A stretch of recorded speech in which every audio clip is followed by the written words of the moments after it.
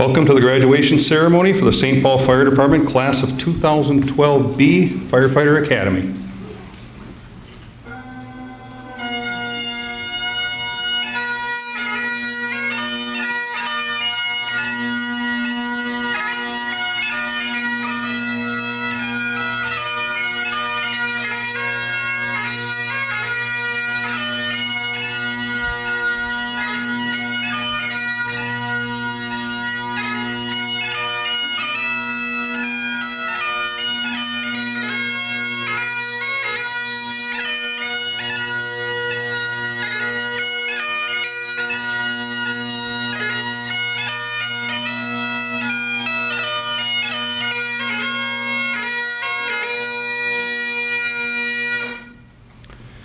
My name is Tom McDonough. I'm the training chief for the St. Paul Fire Department, and it is my honor to open the proceedings for our new 8 firefighters on the St. Paul Fire Department. This is a culmination of 14 weeks of intense and comprehensive training and builds upon a proud 156-year tradition of serving the community of St. Paul. Please rise as the St. Paul Fire Department Color Guard enters to post the colors, and please remain standing to recite the Pledge of Allegiance to the flag.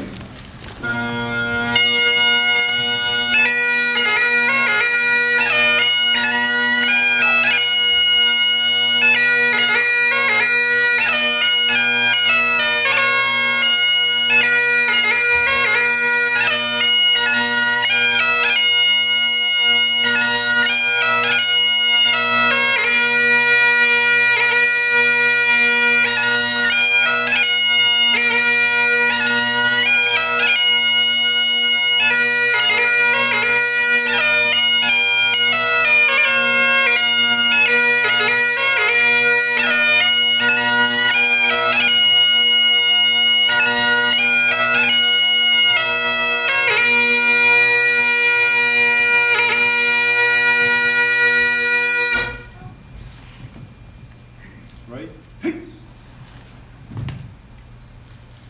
Order. Ho!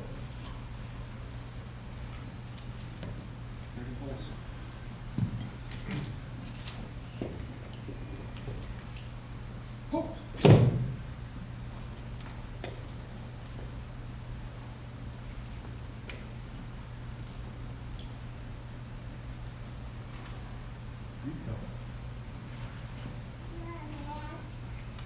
Freeze it! Ho! I pledge allegiance to the flag of the United States of America and to the republic for which it stands, one nation, under God, indivisible, with liberty and justice for all. Order! Ho! Right? Hey.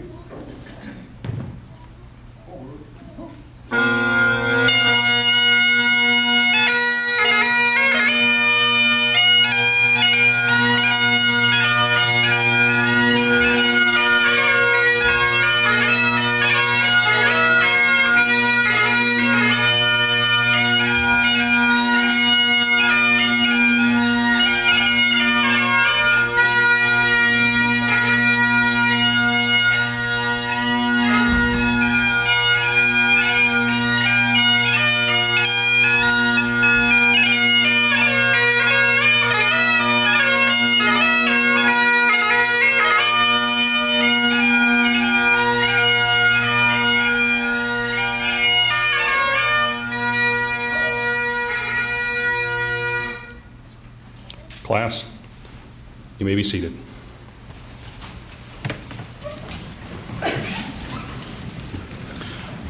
I would like to thank the members of the Color Guard for their presentation and their dedication to the fire department.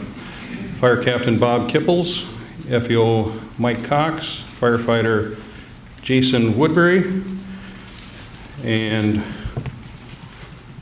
I would also like to thank our bagpipist today, Ben Shank, for the wonderful job he's done. At this time, I'd like to ask Father Dan Conlon to come up and offer a prayer of invocation.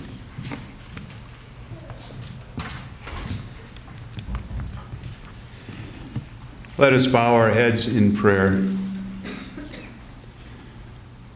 Good and loving God, we gather on the cusp of Christmas for Christians and all people of goodwill, a time of great joy, a time of acknowledging your strong and deep and abiding presence in the life of the world which you love. Bless our new firefighters. Protect them as they serve the citizens and visitors of this great city of St. Paul. And bless their families, especially this day. We lift up Lucy Byron to your loving providence, Lord. Give her what only you can give, that certain presence of love in her life and healing. Bless all who have helped our new firefighters achieve this day. And may we always trust in your sure and certain power. Amen.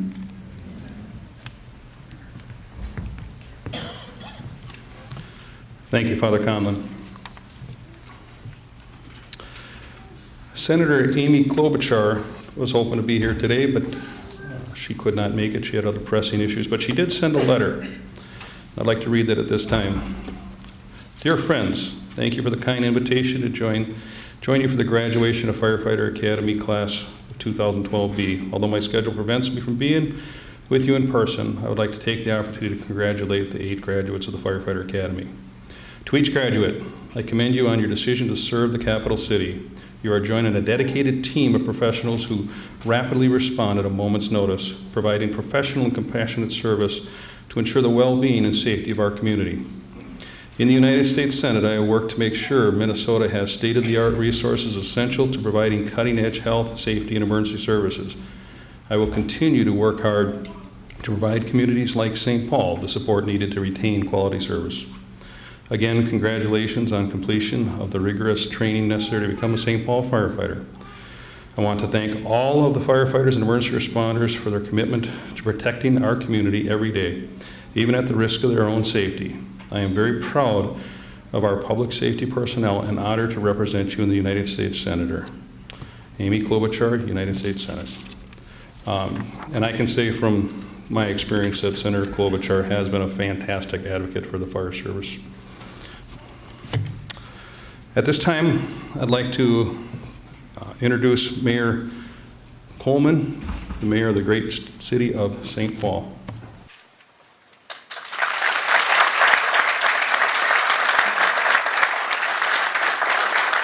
Chief McDonough, thank you. Chief Butler, Council President Lantry, all those in the audience, family, friends, and new firefighters in the city of St. Paul. I want to start off by, first of all, wishing you the greetings of the season. Hope that this holiday season is a wonderful and joyous one. It certainly is a great gift that you have completed your training, a great gift that you're sitting here today to put your badges on and to join the St. Paul family. But it's not just our recruits that are part of our family, it's all of you in the audience, all of you that will lie awake at night wondering if your loved ones are safe, wondering when you'll see them next, knowing that they work long hours, work hard hours in a stressful environment, but knowing that they're serving the community that they love, serving this great city that we get to call home. I think of it at a time when, just a week ago, first responders in Connecticut went into a situation that no human being should ever have to go into, saw things that no human being should have to see, and confronted a stark reality. But they went in there and did their job. They worked to save whoever they could save, to help the victims, and then to comfort the families of those that were facing that tragic situation. And they were honored a couple of days later at the service at the high school when those first responders walked in to that auditorium and were greeted with a standing ovation because that community knew that they had been served and served well by those that were willing to walk into a situation where most people run from. That's what you're trained to do now. Let's pray that you never, ever have a situation that even approximates what we saw last week. But I know that in the worst of circumstances, in the most difficult and challenging times, you have the training, the skill, the heart, and the mind to do what's needed to be done, to walk into the situations, whether it be a burning building or an injury situation, after a car accident, whatever it may be. And you're there to save lives. You're there to help people. You're there to make our community stronger. That's a great calling. That's a great honor. It's a great duty, and I know you'll do it well. I want to personally thank Chief Butler and Deputy Mayor Williams, who worked very, very hard to make sure that this class not only represents the best and the brightest and the best of the best, but it also reflects the diversity of our community. It reflects the greatness of our community. It has a place at the fire table for all. And I think that that's an important goal that we have set out to achieve in the city of St. Paul. Chief Butler, for your efforts and for the class that reflects those efforts, I want to say thank you. More importantly, to all of you that have given so much of your time to support those going through the academy and will support them in the future, I say thank you. Thank you for today becoming a part of the St. Paul family. We welcome you. We wish you the best. We know you'll do us proud. Thank you very much.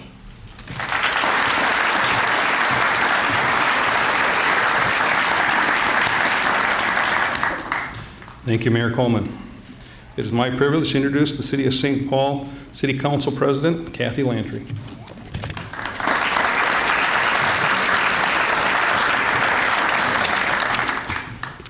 Thank you and good afternoon. On behalf of my colleagues on the St. Paul City Council, I'd like to congratulate all of you on making it to today. You already know the statistics on how you got to this point, and the term best of the best is 100% accurate. And when I think about that and the pressure associated with it, I think, oh, that's too much.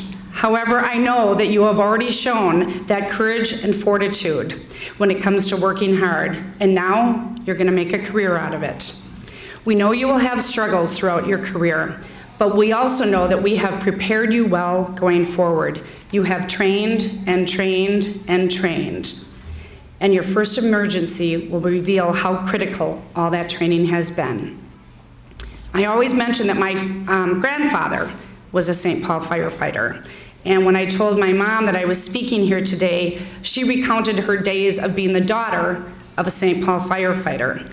She grew up in the 30s on the east side of St. Paul, and she said whenever they heard a siren, my grandma would pack her and my uncle into the car and follow the sirens.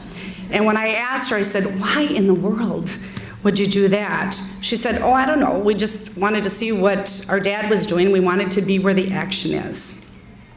To this day, people are drawn to watching what you do and how you work. They admire the skill in which you do it, and they know that it is something they too could not do.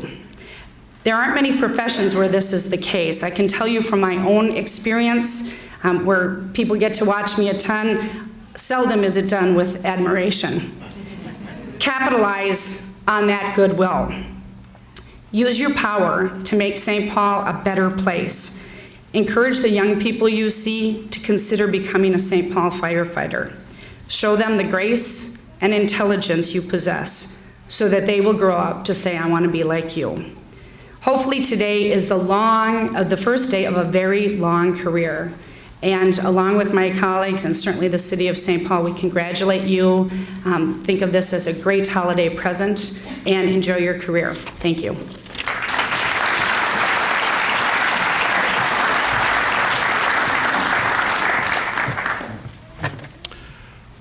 Now I'd like to invite to the podium Assistant Chief of the St. Paul Fire Department, Jim Smith.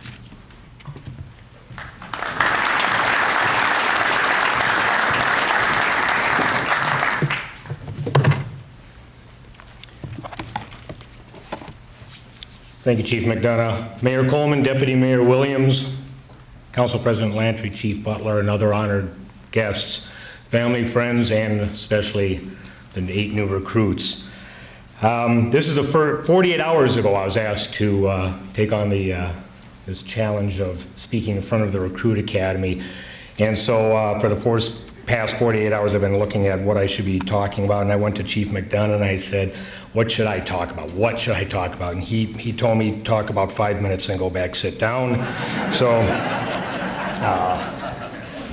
I'm going to fail miserably, but as I look out at these new 8 recruits, I see the faces of excitement, energy, You're waiting to get back out on the streets. And it really brings to mind one thing, and that is I am really, really, really getting old. I started the fire service over 32 years ago, but I'll tell you, I still remember the very first fire call I ever went on. I was at the fire station and the fire bell rang and I ran over and I was getting into my hip boots. You probably don't know what hip boots are, but those are the long boots that also served as feed bags for the horses. And I couldn't even buckle the hasps of my fire coat. I was so nervous, you know. And I ran over to the fire truck, and the fire truck is running, and the lights are blinking on and off, and there's two firefighters in the back, and they open up the crew cab door, and I reach out to grab the grab rail, and not only do I miss the grab rail, I miss the running board and do a face plant in the side of the fire truck. Thus started an illustrious career in the fire service. Many months went by doing a lot of fire calls and such, and there was one fire, though, that brought everything into perspective, and that was a fire that we had to an apartment, and when we got there, there were 2 floors just fully involved, and we were told to go to the 2nd floor, and we went to the 2nd floor, and a crew from another community went down below, and they fought the fire downstairs, we fought the fire upstairs.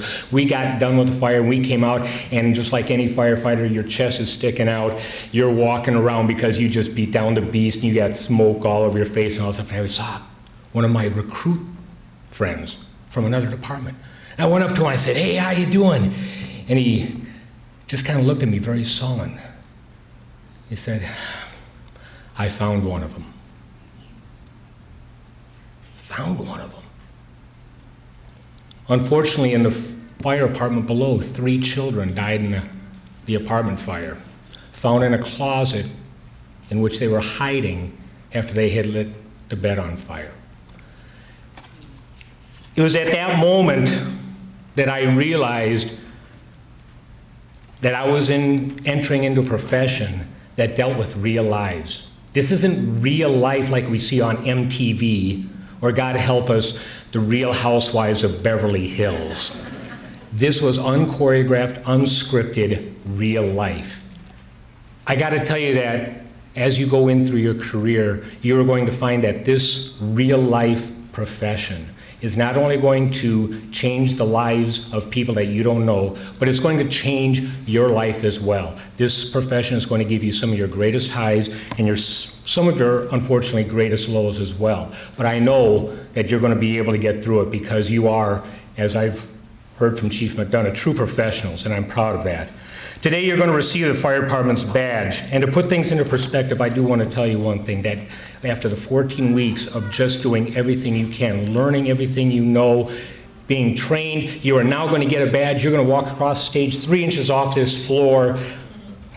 You are going to be in a profession where you are going to become a servant. You are going to be a public servant. You are going to be basically a butler with a badge. You are going to respond to people's messes and clean them up. You are also going to metaphorically tuck them in at night into their safe, cozy homes simply by preparing them, keeping them safe through programs like our Safe Haven program. You are basically going to be a servant to the citizens of the city of St. Paul. And now you must accept the fact that because you are a servant, it's not all about you. It's all about them. You no longer will have the luxury of not giving 100% because you're having a bad day. You no longer will have the luxury of not deciding to give 100% because you're responding to your 10th, 11th, 12th call of the day. Though it may be your umpteenth call, it is the caller's first call of the day. It is their emergency, and their emergency is defined by anything that takes them outside of their comfort bubble. So you may be responding to something as major as a heart attack or something as simple as a nosebleed or somebody who fell out of bed. You may respond to a raging basement fire or a smell of smoke only to find out that it was a piece of Tupperware leaning up against the heating element inside their dishwasher. But it's their emergency. I have challenged you one thing. I challenge you to give 100% of your efforts to every customer and give them the professionalism and courtesy that they expect and deserve. But I'm 100% confident that you're going to rise to that challenge. Today, you're going to receive your badge, allowing you to respond to 100 calls in a year, hundreds and hundreds of calls in the years ahead. And as we all know, the fire service is the most dangerous profession in the United States. Historically, we've worn that moniker like a badge of pride. But as Chief McDonough and I have discussed many, many times, instead of proudly stating that we are firefighters, the most dangerous profession in the world, why don't we look back and say, what are we doing about it? Why don't we make it the safest? Well, I'm here to tell you, since becoming Assistant Chief and through the leadership of Chief Butler, the extraordinary efforts of our training division, our department has made great strides in protecting our firefighters from the inherent dangers of the job. We've increased our training staff.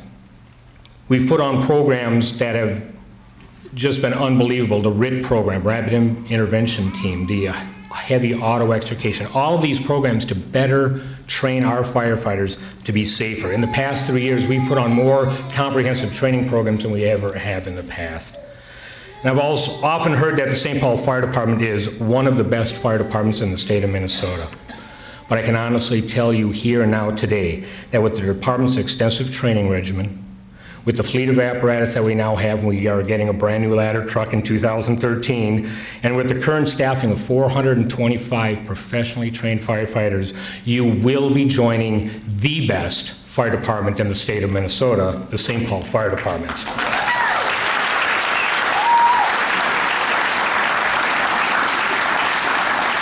I want you all to feel really proud and excited of your accomplishments. I want you to wear your badge with great honor and pride. Though you have become highly trained professionals working for the best fire department in the state of Minnesota, I must caution you one thing, and that is to make sure in your years ahead, don't allow that pride to transform into self-destructive arrogance. Arrogance causes complacency. Complacency in the fire service is dangerous. It makes us stop wearing all of our PPE. Sometimes it makes us take unnecessary risks, and we stop seeing things very clearly. Our nation's had to endure a tremendous amount of anguish and heartache over the past week. I don't need to tell you our world is dangerous enough. Today you are entering a profession that makes your world a little more dangerous. But we have given you the tools and the equipment to keep you safer. Our command staff on this department is second to none. We will do our part to keep you safe. So my challenge to you today is to never come to work wearing the blinders of arrogance or the fabricated armor of immortality. I'm sure you're going to rise to that challenge. And my last challenge today to you, as you receive your department's badge, whether you like it or not, whether you want it or not, you are now a role model. You are a role model. And you will be representing this great city, both on and off duty. Your actions will reflect back directly onto the fire department and to the city. You will be looked upon or looked up to by children and looked upon by our citizens who need your help. And as public servants, you will find yourself assisting people in ways you never thought possible, other than putting out fires and other than putting bandages on wounds. The attitude and demeanor you need to possess is so important that retired Chief Alan Brunacini from the Phoenix Fire Department actually wrote a whole book on it. And you can take that whole book and put it down into 2 words, simple words, a credo, our mantra: be nice. Be nice. I challenge you to treat those you meet as though they were the most important people on the face of the earth. Not because I'm telling you to do so, but simply because, as our fellow human beings, you should treat them like they're the most important people on earth. And I'm 100% confident that you're going to rise to that challenge. As I close in on an ending of a 30-plus year career with the fire service, I look to you, the faces of the fire department of the future, and I see great things. You've all been trained well, and you come with a fresh new eagerness to serve, and that's just absolutely wonderful. My hope to you is that after 25 years has gone by, You still put your uniform on each and every day with the same pride and honor I do each and every day. This is the greatest profession in the world, and I can assure you that the greatest awards you will receive are not going to come in the form of a letter of commendation or a plaque you can put on your wall. Your greatest rewards are going to come from the smiles of the children you meet. They're going to come from the senior citizen who thanks you with their feeble hand for helping them back into bed. It's going to come from the grateful handshake of a citizen who saw you stop a fire that had the potential of burning down their whole house. The ink on your commendations is going to fade over time, and your plaque is going to eventually collect dust on the wall in the basement. But the feelings you get from simply helping people and knowing you're giving your all is going to last you a lifetime. I wish you all the best. Sincerely, I wish you all the best in your career. Good luck in the future, and may God bless you all. Thank you very much.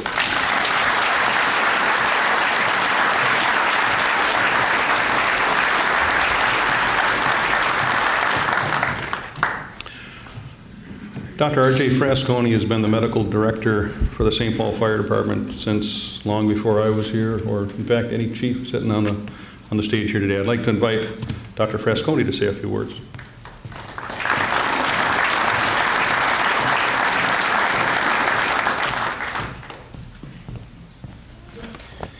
Boy, was that long-winded. Seriously, though, it's a hard act to follow. Please, Tom, don't put me behind Chief Smith again. I have a bit of a cold today. Apologize. I see a doctor, but I don't know any good ones. I think I see a theme developing here. I promise my remarks will be very brief. I often stop at a gas station to get a cup of coffee on my way to work. I often wear my St. Paul Fire jacket when I do that. And when I step up to the counter, it's almost invariable that the clerk will ask me if I work for the fire department. I have two reactions to that every time it happens. The first is I'm flattered that someone would think I'm actually young enough to work for the fire department. But the other is a sense of overwhelming pride. That pride stems from the fact that that citizen asking me that question has an appreciation for what a St. Paul firefighter does. I can hear in the clerk's voice that it's a personal privilege to actually meet a St. Paul firefighter. You see, when you become a member of the St. Paul Fire Department, you automatically become one of those people who run toward the fire. You become one of those guys who climb into the mangled wreckage and pry the people out. You're one of those guys who gets into the cold water and you save those people from drowning. You deliver the babies. You're one of those medics who took such good care of Grandma when she had her heart attack, or Johnny when he broke his arm. You're all of those folks doing all of those things rolled up into one in that clerk's head. Even more than that, you do it all selflessly. The funny thing about all that stuff jumbled up in that clerk's head is that it's true. This is what you become when you become a St. Paul firefighter. Back at the gas station, I look at the clerk in the face and respond, "No, I'm not a firefighter," but I quickly add, "I do work with them." Good luck in your careers, and remember from this day forward, when you're asked, you'll always be able to say, "I am a St. Paul firefighter." Happy holidays, everyone.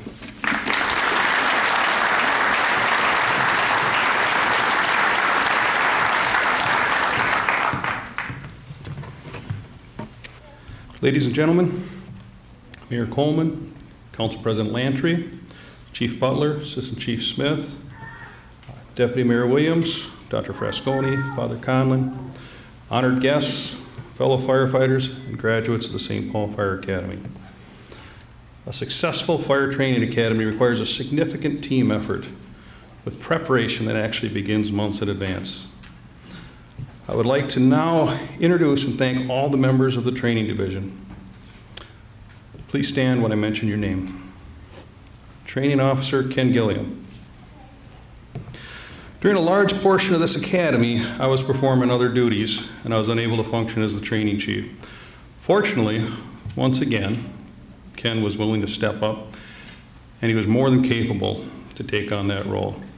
Ken has done a fantastic job again of managing the academy and setting the tone for our new recruits. Thank you, Ken.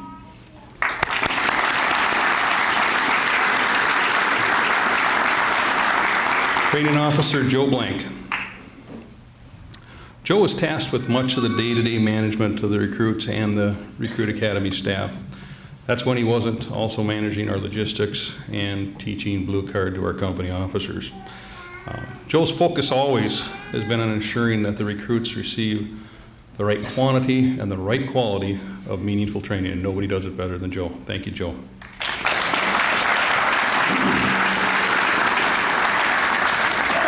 Training Officer Denny Hall. This is the third Recruit Academy that Denny's worked. Denny has a great depth of experience, and he really has a, I guess you'd just say, a no BS approach. And I think the recruits appreciate it. I can see you nodding, and I know I certainly appreciate it. Thank you very much, Denny.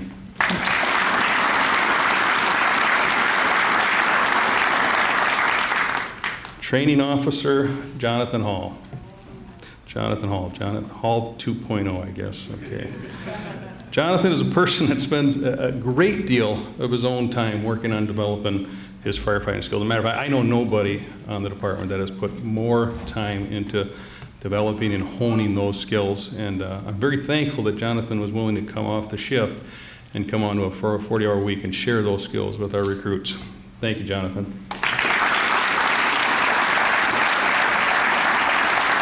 Training Officer Andrew Beasy. Andy was a junior member of the Academy staff, but you sure couldn't tell by his skills and his abilities. Andy was also in charge of the fitness program. It was his job to make sure that these guys were pushed past what they thought they could accomplish. And I have no doubt he did that job well. Thank you, Andy.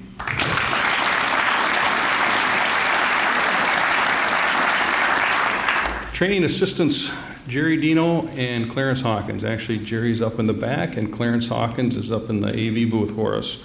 Although Hawk and Jerry didn't have a lot of direct involvement with this particular academy, we still have a full fire department to train. So Jerry and Hawk were responsible for all the day-to-day operations while other people were working on the academy. And I thank you for that service, Jerry and Hawk.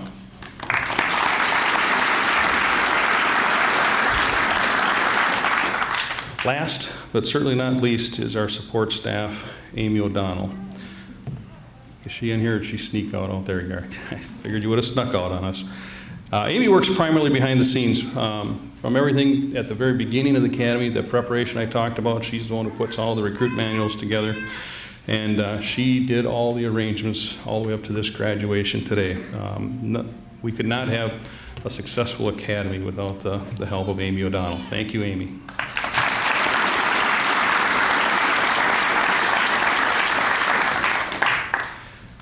And there's a lot more than just the training staff involved in the academy. Beyond the training staff, I have to thank the entire St. Paul Fire Department, from Chief Tim Butler and Assistant Chief Jim Smith. They've allowed us more resources than ever before to make sure that these recruits are trained to a super high level.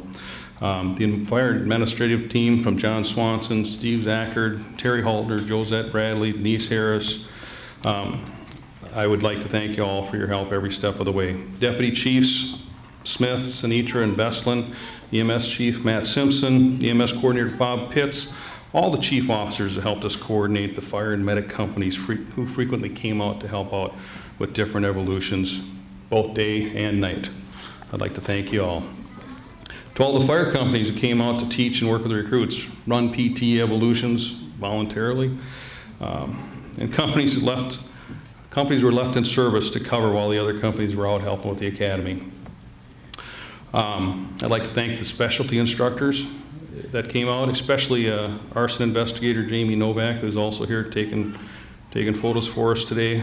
Jamie's an international speaker on arson investigation. He did a fantastic class for the recruits, and He actually did one demonstration during this academy that shook my windows and gave me flashback of Iraq. But also, fire captains, FEOs, and all the seasoned firefighters who were willing to come out and pass on lessons learned. I'd like to thank you.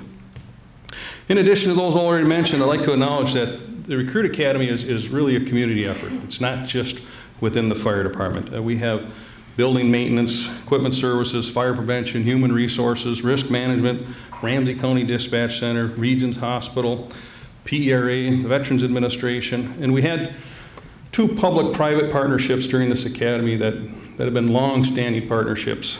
Flint Hills Resources has allowed our recruits to come down and train at the refinery with them.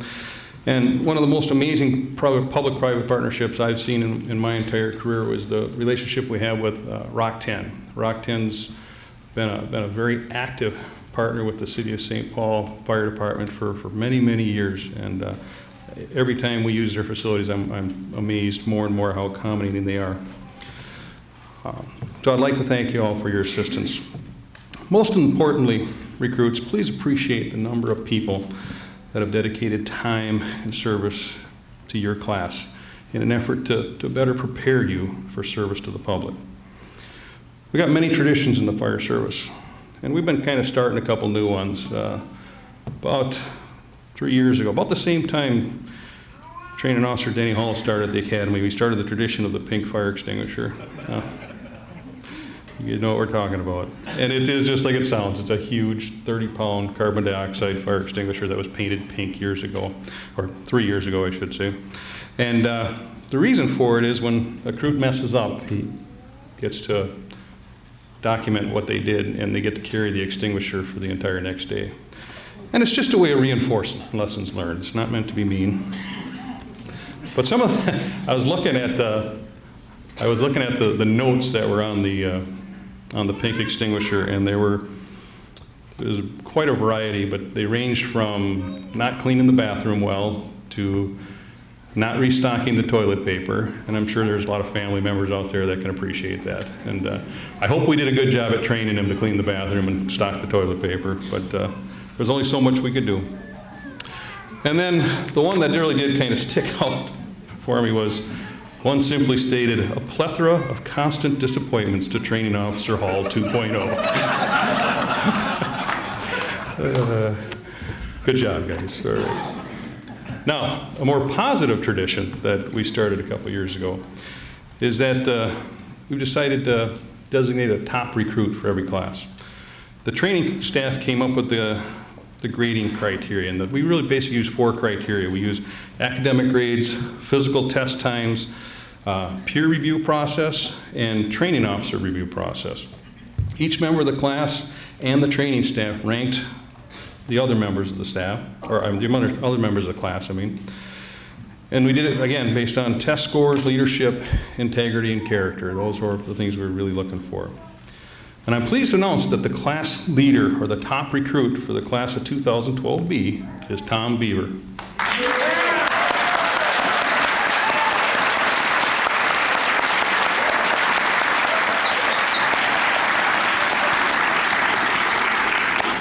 Well done, Tom. Also, we asked the class to pick a class speaker to come up and say a few words for you. And the class chose Joaquin Rosales.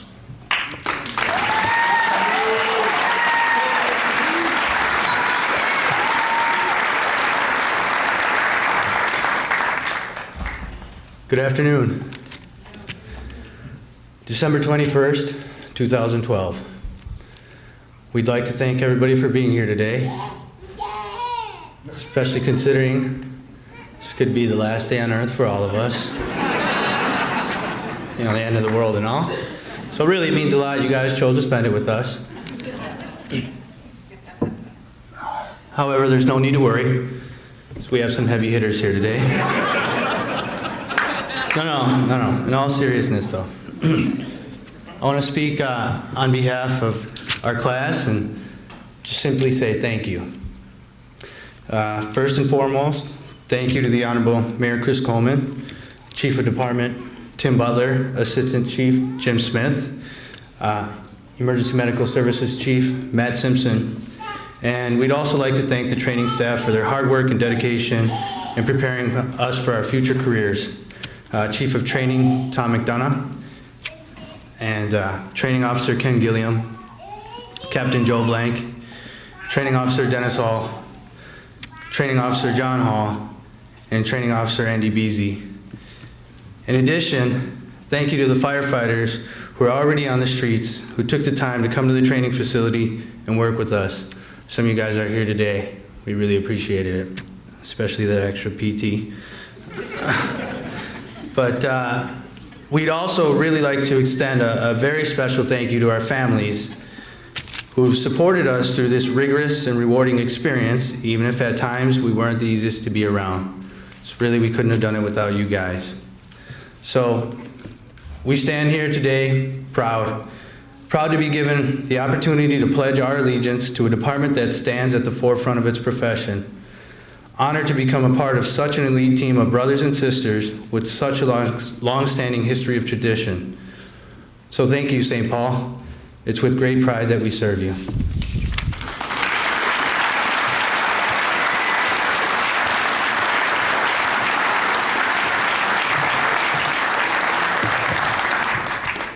Class of 2012B, just go ahead and stand.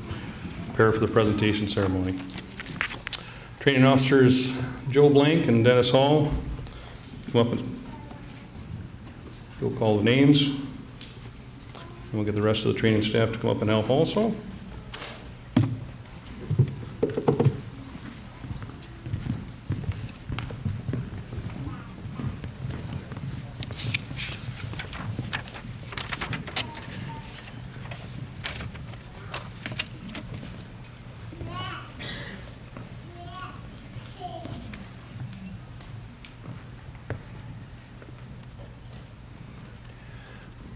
Thomas Beaver.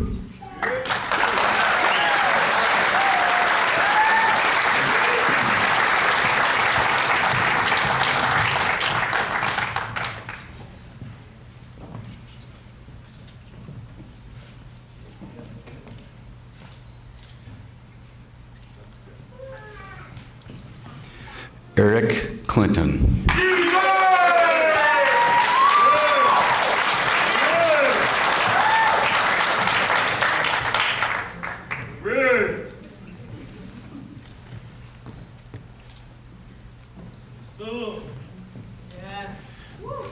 Ryan Eckert.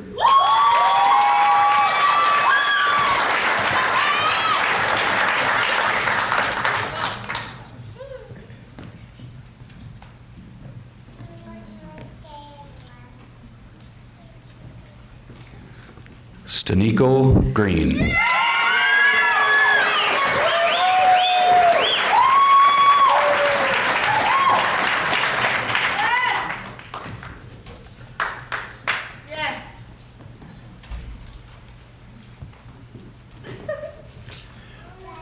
Nicholas Hannigan.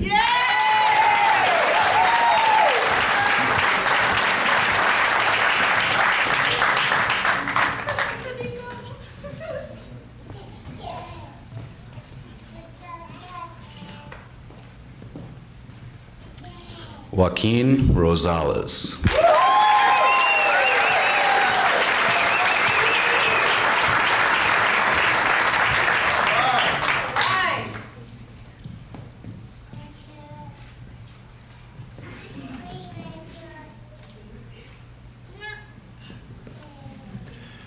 Nicholas Vars.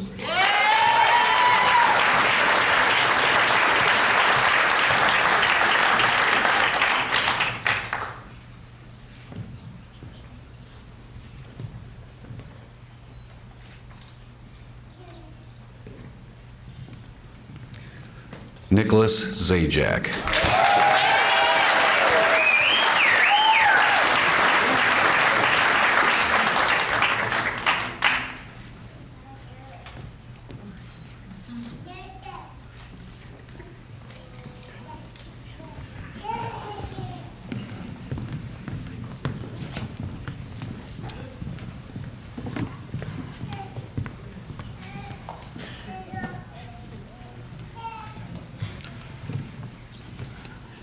Chief Butler, if I get you to come to the podium for administering the oath.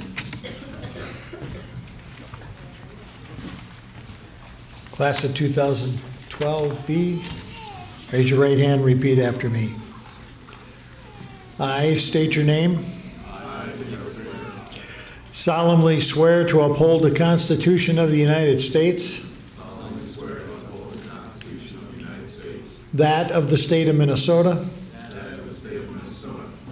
All ordinances of the city of St. Paul. And the rules and regulations of this department. I will strive to maintain a spirit of teamwork and cooperation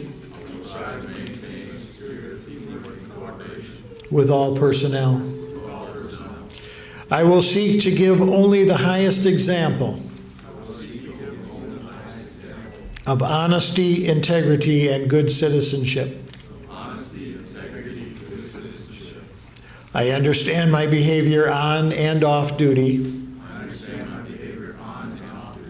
affects the reputation of all firefighters. I will at all times uphold the highest standard of professional firefighter and the proud traditions of the St. Paul Fire Department. Congratulations, gentlemen. Ladies and gentlemen, the class of 2012B.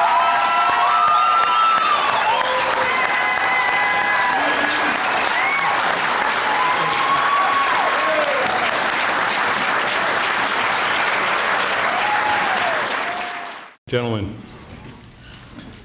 you will now be called firefighter. You've joined an organization that's more of an all hazards organization. You not only respond to structure fires, we respond to medicals, technical rescue, helicopter rescue, high-rise operations, hazmat, CBRN, structural collapse, rapid intervention team, mass casualties, just to name a few.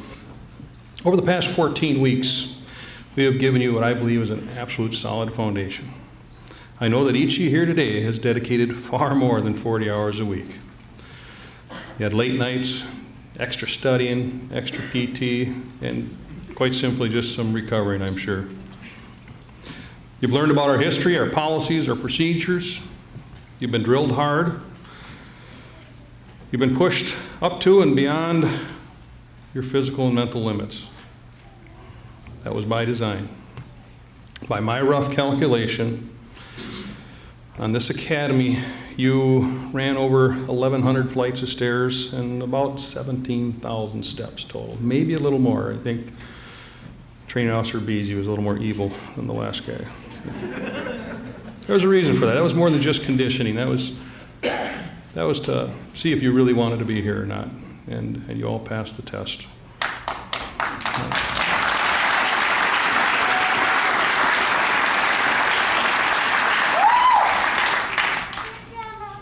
Most people don't know we actually started with a class of 11, so not everybody was up to the challenge.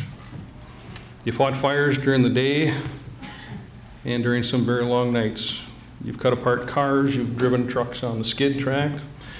You've been blindfolded, you've been drilled enough on your personal protective equipment that it should be second nature to you. You've been tested and you've been retested some more. Again, this is all for a reason. Over the last several years, many firefighters have been injured or killed in the line of duty. And when we look at the investigations, all too often, it's because they lacked good firefighter survival skills. That's unexcusable if you ask me. You were told the first day of the academy that you would have those skills ingrained in you or you weren't going to pass. Well, you clearly have proven mastery of those skills or you wouldn't be sitting here today. So where do you go from here? I challenge you to continue to learn, hone them skills, then pass them on to someone else someday. Most importantly, remember where you are right now, here today. Remember how hard you have worked for this career. Remember that this is a noble profession. Appreciate that you now have a career where you have the opportunity to positively affect someone in their worst possible day.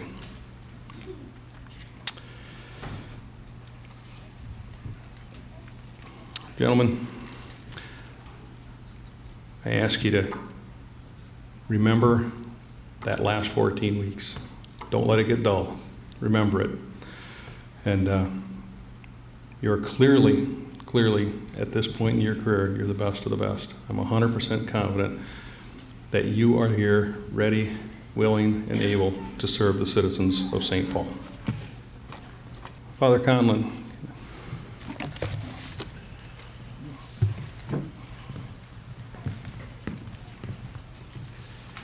Let us bow our heads again in prayer.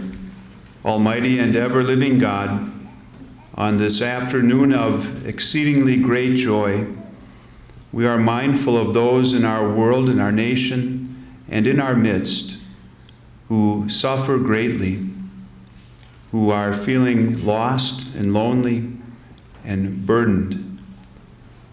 May some of the joy that we feel right now in your loving and holy providence go out to them, that like us we may and they may always trust in your love for them. And again we ask your blessing upon our new St. Paul firefighters and their brothers and sisters in our department. Protect them. Let them know of your love for them. Help them carry the burdens of their vocation, and let them know the joy of this day in their future years of service. We ask this and all our prayers in the power of your holy name. Amen. And in the newest members of the St. Paul Fire Department, I wish you a long, safe, and successful career. Welcome to the family.